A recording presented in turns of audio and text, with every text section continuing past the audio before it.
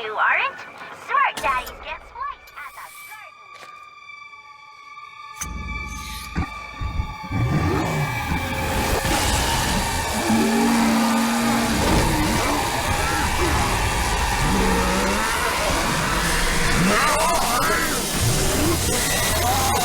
I'm Captain Lou Albano talking to you about drugs. Kids, don't be afraid to say no, because drugs can kill. And if you do drugs, you go to hell before you die. Please. So Bioshock 2, it is my favorite game in the series. Everybody's entitled to their own opinion. I'm sure there's lots of people that prefer Bioshock Infinite, Bioshock 1. We have some purists who are like, no, System Shock 2, that's where it's at. I have always personally liked Bioshock 2 over the other games, and I really want to take time in this video to talk about why that is. This isn't an analysis per se, it's more of a retrospective, just a very casual conversation talking about what I like about the game. I'm not an expert on the series, I'm sure I missed plenty of audio logs here and there that would change my opinion on some things, but I just want to take this time to talk about the game, what I took from it, the way I played it.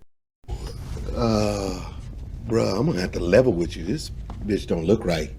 One of the criticisms against Bioshock 2 when it came out was that it was very samey, and it almost felt like full-price DLC, but I think that's kind of a harsh criticism because Bioshock 1 was great, so if you give me more of the same, I'm going to be perfectly happy with it. But I understand where some people are coming from. The second game doesn't have the same mysterious awe and cool factor that the first one did, because we've already experienced this city before, we've kind of already been in these shoes, but what Bioshock 1 did was set up a really good foundation for Bioshock 2 to work with. It laid the groundwork, so the first one crawled so that the second one could walk, if you think about it. There's a lot of reasons that Bioshock 2 is great, but what I think it does better than the first game, and I think it does it better than Bioshock Infinite, is the characters. The characters you meet along the way, their motivations, and they're all very human. Even if you don't agree with what they want to do, you can believe that there would be someone like this person, and they play themselves really well, they never do anything out of character, and they bring the world to life. And I'm not saying that the characters in the first game are terrible, but you just don't grow to understand them or care enough about them as much as you do in this game. I think in Bioshock 1, you were still kind of in awe of being in this crazy city, and all the themes of Bioshock 1 were kind of hitting you. So the characters in the game, while they did kind of progress the story, and they did make for some fun interactions, they mostly fell to the wayside.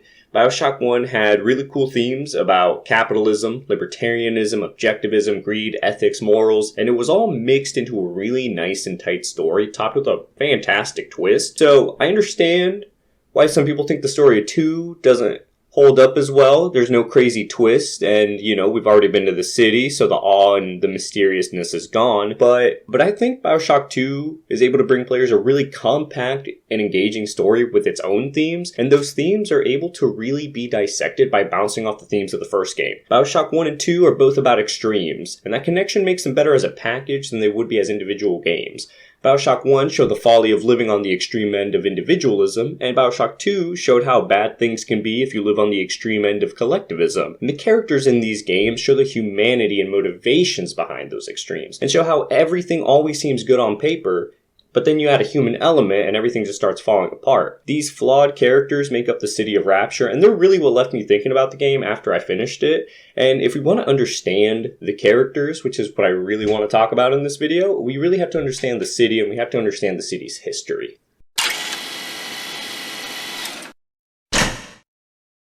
Like its predecessor, Bioshock 2 takes place in the underwater city of Rapture, located in the Atlantic Ocean, somewhere near Iceland. The game's presentation gives you a pretty solid idea of what it once was and now isn't. It was beautiful, jaw-dropping, but now it's in disrepair with the lights going out, which means something pretty dramatic must have happened to cause such a juggernaut of a construction to fall as hard as it did. Rapture was the brainchild of Andrew Ryan, meant to be an underwater utopia for the free thinker and the free market capitalist. Supply and demand dictated every every aspect of the city, from healthcare to public toilets. The name Rapture comes from the idea held by some religious groups that those who follow the principles of God would be taken away to a paradise. And similarly, in the world of Bioshock, people who followed the ideals of Andrew Ryan would be offered an invitation to the freethinkers' paradise, a capitalist rapture, a place without censorship of the arts, moral and ethics in the science, or government to suppress the people. The only form of power in the city would be a person's own will to succeed above the rest, and that success could be measured in the form of wealth and money. Been had money. I got some money now. I'm still making rain. If it could be monetized, monopolized, or lobotomized in the case of the Big Daddies, it was, which seemed like a pretty sweet deal for the people of Rapture all wanting to rise to the top. It gave hope to the idea that anybody could make something of themselves if they were just ambitious enough and wanted it bad enough. But like Bioshock 1's villain Frank Fontaine once said, and Kelly Osbourne when she was referring to Mexicans, then who is going to be cleaning your toilet, Donald Trump? Oh, that's no. In the sense that, No. You know what I mean? Like, what I'm saying... if everyone's super, then nobody's super. No matter how big the prospect of new arrivals, chances are they were going to be put in a lower class doing menial labor or worse. Because at the end of the day, Andrew Ryan and his inner circle had such a head start on building their fortunes and establishing themselves in their respective fields that nobody was going to come close to reaching their heights, and they also didn't want the competition. Eventually, people did come to provide that challenge. Conman Frank Fontaine, who used Ryan's own logic and beliefs against him, i.e. survival of the fittest, and psychologist Sofia Lamb using the exact opposite, bringing ideas of a collective society to entice the downtrodden to believe in something greater than themselves. As time passed, the wealth gap and living quality between the people at the top and the people at the bottom of Rapture became so wide that a civil war broke out. The issues the poor had with the rich were exacerbated beyond just a wealth gap because the people at the top were selling an extremely addictive chemical called Adam to the people of the city. This chemical rewrote people's genetics and allowed them to do menial things such as remove wrinkles and lose weight, to major changes such as giving them superpowers in the form of plasmids. This Adam was harvested from a sea slug, but those sea slugs were eventually put into little girls' stomachs as this made them yield more Adam, with only minor side effects to the girls, like turning them into brainwashed and undying monsters. With more Adam and no laws or ethics to stop the mass selling and consumption of it, the people of the city became extremely addicted to it, which sounds insane that the elites of Rapture did this, but the elites of our world sell weapons to the poor, and they also sell addictive drugs to the poor, so it's not that hard to think that the imaginative and crafty people of Rapture would combine it into one super addictive weapon drug to sell to the poor in the form of Adam. A name for a chemical so obviously symbolic, I really don't know what the symbolism means or is supposed to be outside the name kind of being in your face. Maybe the name Adam, he was the first man, could be compared to Rapture being the first of their own kind, able to chisel their own destinies away from the confinements of the institutions above, or something like that. But in all honesty, I don't know. I just think they thought it was a cool name, which it is, and they went with it. Adam, unfortunately, has the side effect of changing chronic users into really grotesque, fucked up, and delusional mutants called splicers, which really shows just how addicting this drug is, because everyone looks like their fucking face is melting, and they're still just trying to get more of this stuff. And I also literally just came to the realization that they're called splicers because of gene splicing. And I feel stupid for having played all these games without ever making that connection. Anyway, sorry about that.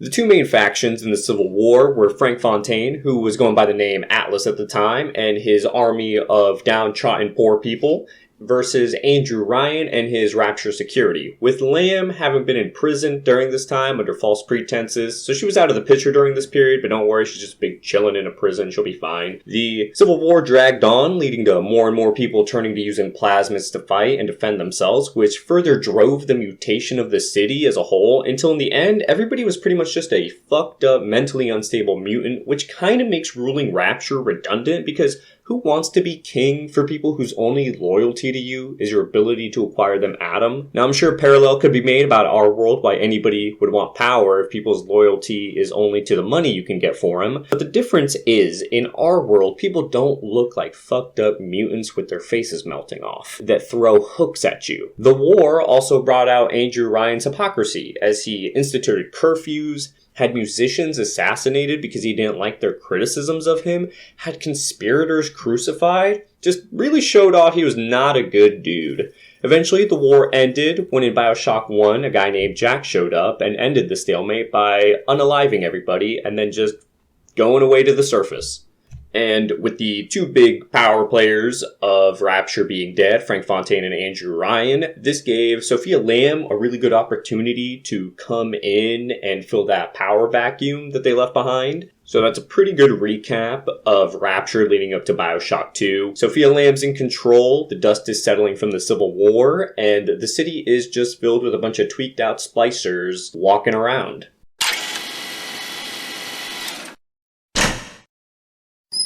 The story of Bioshock 2 starts off in 1958, with you, Subject Delta, a kind of corny name, but it works, being forced to shoot yourself by Sofia Lamb. Lamb needing to separate her daughter Eleanor from you, Eleanor being one of those little sisters we talked about, the fucked up mutants that can produce Adam through an eel in their gut, and you being her big daddy, a mechanically and biologically enhanced protector. Thankfully, shooting yourself does not work because Subject Delta is on that Sigma male grind set, but when he does wake up, he's asked by Eleanor to come rescue her from her crazy cult leader mother, who plans to put the minds of all of Rapture's inhabitants into her to create a supreme leader called the Utopian, essentially taking the concept of a collective society and making it literal by turning them into one person. See, there cannot be a utopia unless we have a utopian to pave the way, or so says Sofia Lamb, and with the help of her cult called The Family, not my favorite name, it's kind of bland, she's gonna make that happen. Anyway, you, Subject Delta, proceed to fight your way through Rapture to stop this. Starting with Adonis Luxury Resorts, the tutorial level, where you really get your footing. It's a cool spot because it shows the decay of what once was a beautiful place, and it also shows how mainstream Adam had become. A spa that uses plasmids and atoms to rejuvenate people, acting like recoding DNA is no big deal. If somebody wanted to scramble around in your chromosomes, you'd probably say no, but in Rapture it was so accessible that they had a whole beauty spa dedicated to it. This is also where you meet the Big Sisters, and they're one of the more frustrating enemies of the game, especially on hard. You see, I played the game on hard because I thought it would force me to learn the game's mechanics and really understand the game better, but it ended up just kind of pissing me off a lot. You then go to the Atlantic Express Depot, which is just a cool train station which is used to take you to O'Brien Amusements, a libertarian amusement park, which just sounds awful. Like, it just sounds so boring. It's also where you meet the best character in the Bioshock series, though, which is Augustus St. Clair. Yes, I really do just like him for his accent. I do believe I'll give room service a jangle and have them send up some etouffee. And the guy genuinely seems to have a heart, but more on him later. Ryan Amusements shows the indoctrination Andrew Ryan implemented to get children to follow his ideas and set them up to follow capitalist footsteps, which pretty much amounts to, hey, do you kids love freedom? Well, the government fucking hates you for it.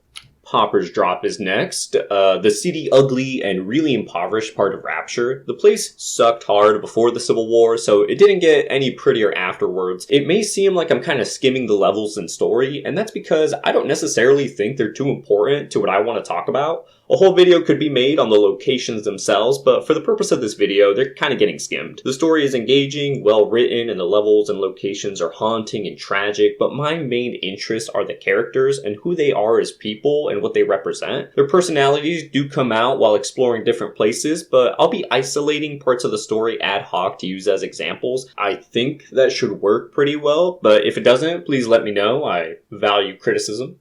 Siren Alley is next, and this level did take me a good amount of time to get through. I'm not quite sure what made it take so long for me, but it was a pretty good time, and it ends with the place being flooded because Lamb doesn't actually care about her followers' lives. Their deaths will be to advance and help something greater than themselves, so they can just be thrown at you as cannon fodder. You also fight one of the more fanatical members of the family, Father Wales, who was so lackluster as a boss and level antagonist that I didn't realize I had killed him.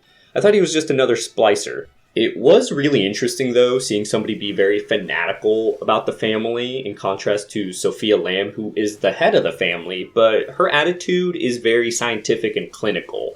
This is a complete opposite of Wales, who is unhinged and fanatical. I have built for you this great temple, and gathered your flock, yet still you were silent. The beast of Ryan! Will you not strike me poor brother blind, so he may at last behold your glory, as was done to... Mother of mercy, I think that was Simon Wales. What's he done to himself? And it really shows how far someone can fall when they're kind of caught up in a moment.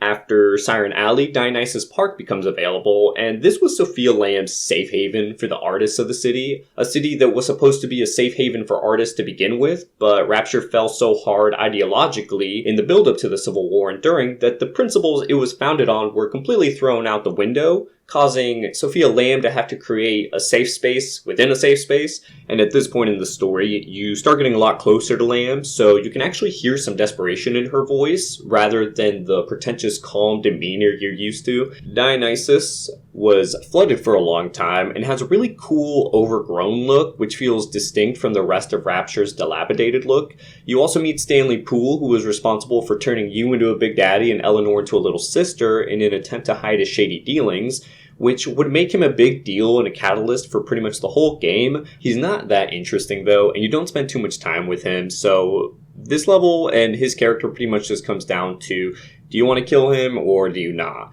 I think everybody does, because he kind of seems like a scumbag, and I can't really stand wiry and cowardly characters in games, so any chance I get to, shoot one of these fuckers, just go for it. Fontaine Futuristics is next, and that was Fontaine's old headquarters, now turned into an aquarium for a failed attempt at creating the Utopian, Gil Alexander. You gotta put him down because the poor man went bonkers, and he even leaves you notes on how to do it, written by himself when he wasn't crazy. Now you can let him live, but for the love of everything that is good, just don't do that.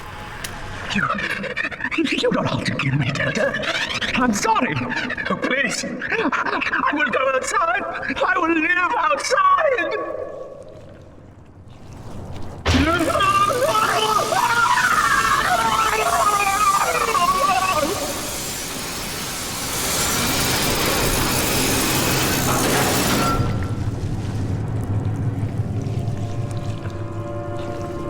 And after you end Gil Alexander's life, you go to Persephone, which was a prison and penal colony, and currently Sofia Lamb's headquarters. This is the finale of the game, where Sofia Lamb is brought down and Eleanor is saved. That was my attempt at explaining the general beats of Bioshock 2, so let's talk about the characters you meet along the way and what makes the game as good as it is. Everyone brings a very human motivation to the game. There's no apocalypse to stop, and there's no chosen one. If Rapture failed and the lights went out, few people outside the city would notice. Yes, there was the nuclear bomb ending of the first game, but that's not really canon. Things are only important because they matter to the individual experiencing it, and the self is a huge theme of the game. So I want to break down the characters that really left an impression on me, starting with the city of Rapture.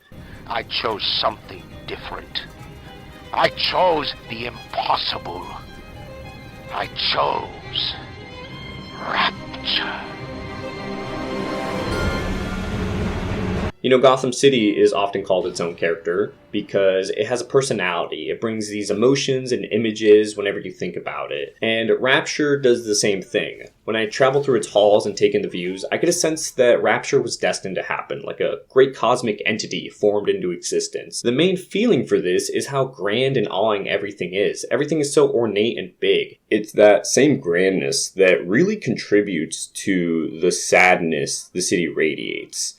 You're watching the last days of something great, something beautiful. It feels like you missed something truly great. If you take the time to look around, you can see stories in the environment. A man who committed suicide, a girl overdosed on pills, a big daddy who lost a fight. Rapture's dying, and you're at the end of its days. You know, the further you progress, the more nails you're putting in the coffin. It made progress have a lot of weight to it, because the harder you fought forward, the faster this once great city was ending. When Siren Alley's flooded, the game slows down and you tread slowly through the water, taking in the sights, knowing another part of the city's gone for good.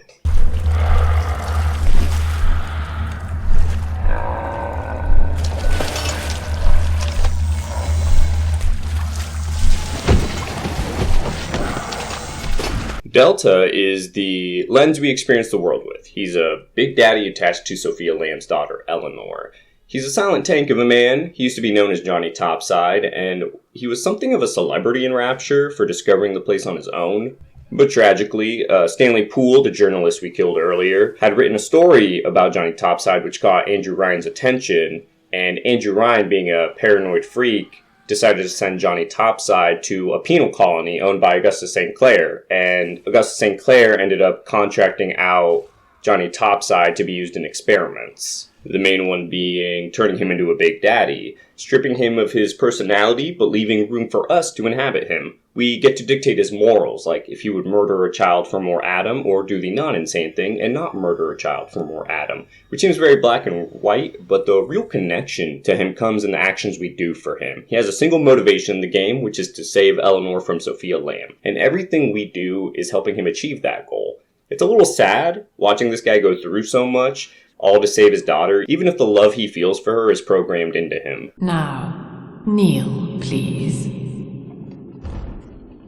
Remove your helmet.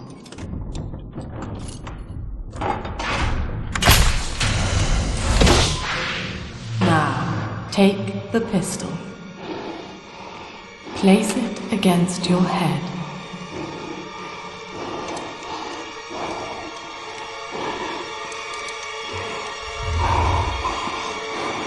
Fire. Sofia Lamb is the absolute worst. I mean, she's fantastically written, and that's why you just keep growing and growing to hate her as the game goes on. Sofia Lamb was able to convince people that her ideas were the greatest thing ever, especially to the downtrodden Rapture residents who needed something to cling to. In a dog-eat-dog world, the people that felt they were being eaten wanted some kind of hope to grab onto. The great chain of Andrew Ryan had failed them, and the free market had sent them into a civil war. So Sofia was accepted with open arms because she was new and different, and one recording in Paupers Square can be found that talks about how she offered free therapy on Sundays.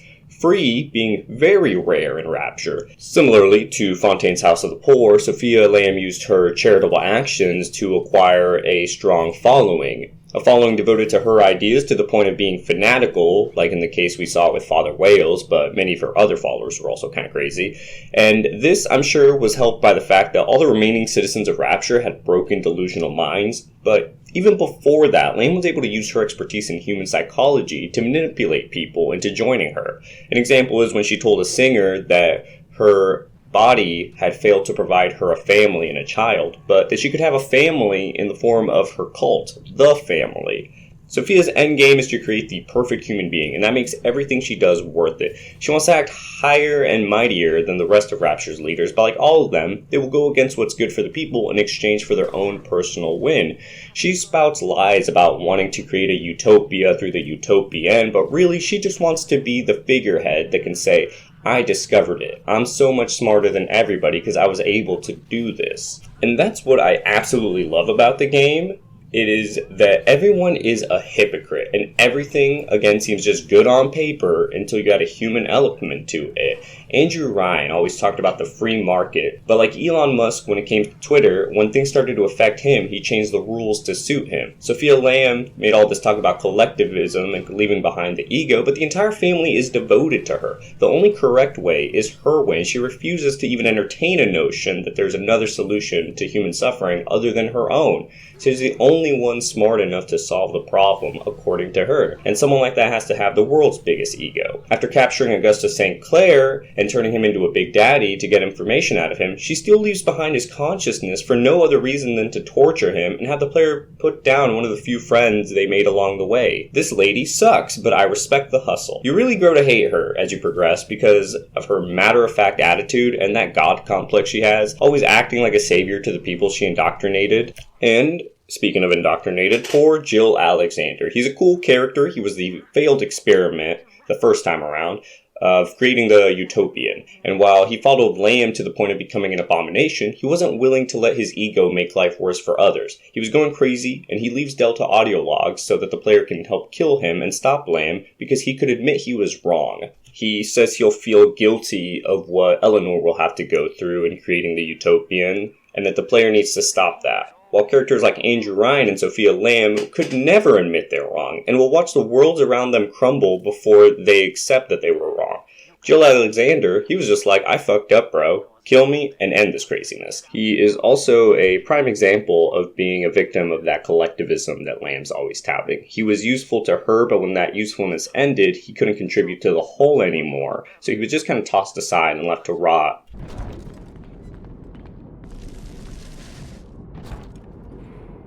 I like to look a man in the eye when I give him my word. You and me, kid, we're going places.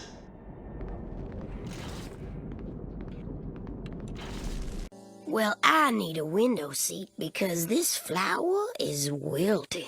Putting Augustus St. Clair down was really lame because he was nice to you from day one. He's a guy just trying to get out of Rapture, and while he did some pretty nasty stuff during the height of his business career, like owning a penal colony, having people falsely imprisoned, creating a company town in the form of the St. Clair Deluxe, helping the population get addicted to Adam by being the main distributor of the needles needed to inject Adam with, and also selling people as human test subjects, pretty sketchy stuff, he was still a good guy.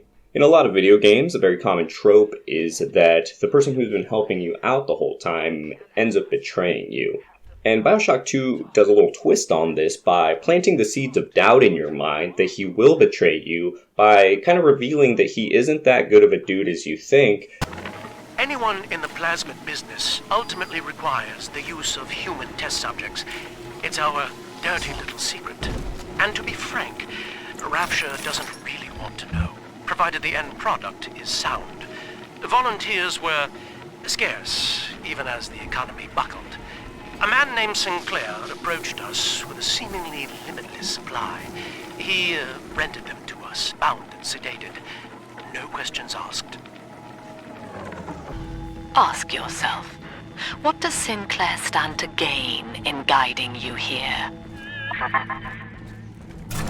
But subverting those expectations, because in the end, he was very open about his intentions. He wanted to get out of Rapture and take the technology that was developed in the city to the surface so he could make a lot of money. Betraying you wasn't even on his radar or a thought he had. When he's captured and turned into a big daddy, the player's final interactions with him show that he accepts it's too late for him, and all he wants is for Delta and Eleanor to be safe, showing that there's a lot of flexibility in humanity. You had a dude who was kind of scummy, but even in the very end, he was still willing to change and try to want something better for other people. Why, hello there. My name is Andrew Ryan. I built the city of Rapture for children just like you, because the world above had become unfit for us. While Andrew Ryan is gone, the echoes of what he did are everywhere. His shadow hangs over Rapture and over the whole game. Even though his head has long been smashed in by a golf club, you feel his influence and the effect of his choices. When you're going through Ryan Amusements, you can really tell he fluffed up his own character and really portrayed himself as a savior to mankind by making Rapture, and while he's touting the wonders of libertarianism. Dude had a really big ego, but even though you know that's kind of bullshit, you still get a sense he was someone who was really great. He was very grand because he was still able to create something as amazing as Rapture. But at the same time, it's really easy to hate him because he didn't even follow his own rules, and he was a huge hypocrite. Father, it's me, Eleanor. I know you're awake in there. I can feel it. Mother won't be able to toy with you like that ever again. Eleanor is the last character I'm really going to be talking about. You spend the entire game trying to hunt her down, and when you finally get to her, I personally didn't feel that connected to her. Throughout the game, you're reading audio logs and hearing messages from her, and you kind of develop an idea of who she is, but when you reach her, you don't spend enough time with her to really develop that relationship anymore. She does help you escape captivity by putting your mind in the body of a little sister, And that was an absolutely stunning moment in the game. In the first game, Jack, the protagonist, is turned into a big daddy, but in this game, the big daddy is turned into a little sister. Throughout Bioshock 2, you are playing as Subject Delta, a walking tank with a drill for an arm, and even though the game has some horror influences and imagery, you're too strong to feel any fear or danger. It doesn't matter how big something and strong something is, Subject Delta can kill it. But while playing as a little sister, you experience the game as one of the most vulnerable citizens of the city. Everything looks elegant and pretty, which shows the psychological conditioning the girls went through, but sometimes the game will flash out of their little sister's delusion and you can take in the world for what it actually is, and how terrifying the situation would be. Alright, you little brat! Get over here, you!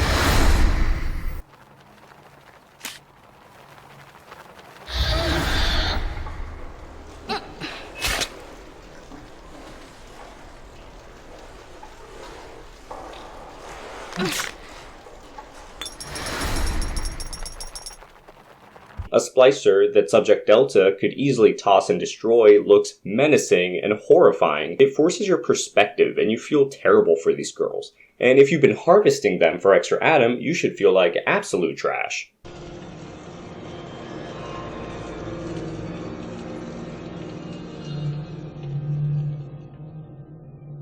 My final thoughts on this game would be that it is an amazing piece of art. It shows the contrast between extremes and how the far end of any idea does more harm than the good it intended. It introduced the players to characters whose inability to compromise destroyed them and ruined a city, but it also shows that people can change and want better for others, even during their last moments, and we shouldn't stop trying to care for each other, even if it feels like it's too late, even as the last of Rapture's lights are going out.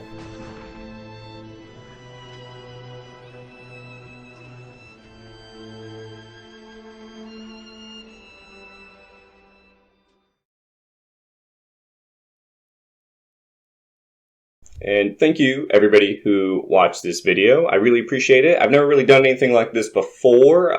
It was really hard to get the microphone to work. So if I sounded really awkward at certain points, it is because I was having a rough time with that thing, I'm gonna be honest. And I've never had to make a thumbnail before, so if my thumbnail sucks, I will try to get better at that. Thank you oh so very much for watching this, and if you want to let me know how to make it better, I would really appreciate it. Have a good day. I don't know how to end these things.